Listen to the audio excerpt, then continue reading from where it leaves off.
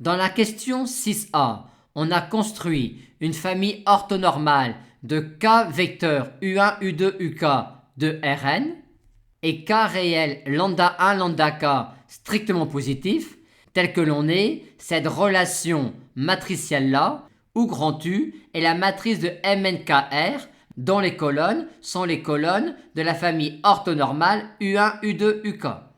Et cette relation matricielle-là nous dit que pour chaque i compris entre 1 et k, S de UI égale lambda i UI. Dans la question 6c, on a ensuite posé V, cette matrice-là. Cette égalité matricielle-là revient exactement à avoir ces relations-là entre les vecteurs V1, V2, Vk qui sont les colonnes de V et les vecteurs U1, U2, UK qui sont les colonnes de U. Et D, cette matrice-là. Et on a alors montré que les K colonnes V1, V2, Vk de grand V constituaient une famille orthonormale de Rp. Et que l'on avait alors l'égalité matricielle suivante où delta est cette matrice-là. Et cette égalité matricielle-là nous donne alors cette action-là de S tilde sur les colonnes V1, V2, Vk de la matrice grand V. Et avec de telles matrices U et de telles matrices V, on nous demande alors de conclure que A peut alors s'écrire ainsi, où cette matrice-là est la matrice diagonale dont les coefficients diagonaux sont racine carrée de lambda 1, racine carrée de lambda k.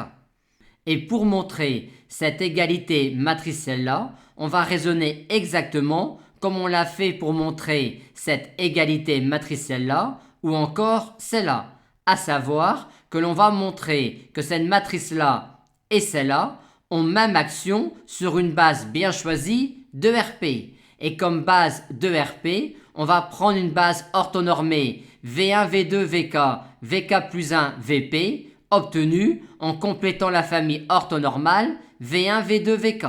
Et on a alors, pour les mêmes raisons que dans la question 6c, que V1, V2, Vk constitue une base orthonormée de im de S tilde et que Vk plus 1, Vp constitue une base orthonormée de ker de S tilde. Commençons tout d'abord par montrer que cette matrice-là et celle-là ont même action sur les vecteurs V1, V2, Vk. Et pour avoir l'action de cette matrice-là sur les vecteurs V1, V2, Vk, on va, vu cela, appliquer cette matrice-là à la matrice V, ce qui nous donne cette matrice-là, dont les colonnes sont racine carrée de lambda 1, U1, racine carrée de lambda 2, U2, racine carrée de lambda k, UK. Par conséquent, l'action de cette matrice-là sur un vecteur VI pour i compris entre 1 et k est racine carrée de lambda i, UI. Montrons maintenant que l'action de A sur un vecteur VI pour un i compris entre 1 et k est également celle-là. On va donc montrer que pour chaque i compris entre 1 et k, AVI est égal à racine carrée de lambda i, UI.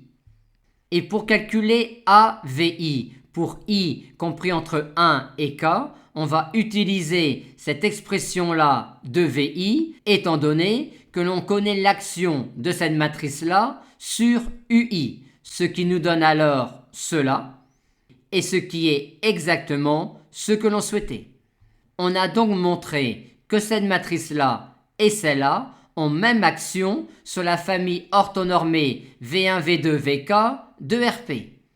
Reste maintenant à montrer que cette matrice-là et celle-là ont même action sur les vecteurs Vk plus 1, Vp, vecteurs qui ont été pris pour compléter la famille orthonormée V1, V2, Vk de Rp en une base orthonormée V1, V2, Vk, Vk plus 1, Vp de Rp. Soit alors R un indice compris entre k plus 1 et p. Et étudions alors l'action de cette matrice-là sur VR et l'action de celle-là sur VR. L'action de cette matrice-là sur VR donne le vecteur nul, étant donné que quand on effectue le produit matriciel transposé de V fois VR, on obtient une colonne dont les coefficients sont les produits scalaires de VR avec V1, V2, Vk. Aussi, pour conclure, il reste à montrer que AVR donne également le vecteur nul. C'est-à-dire encore que VR appartient à ker de A.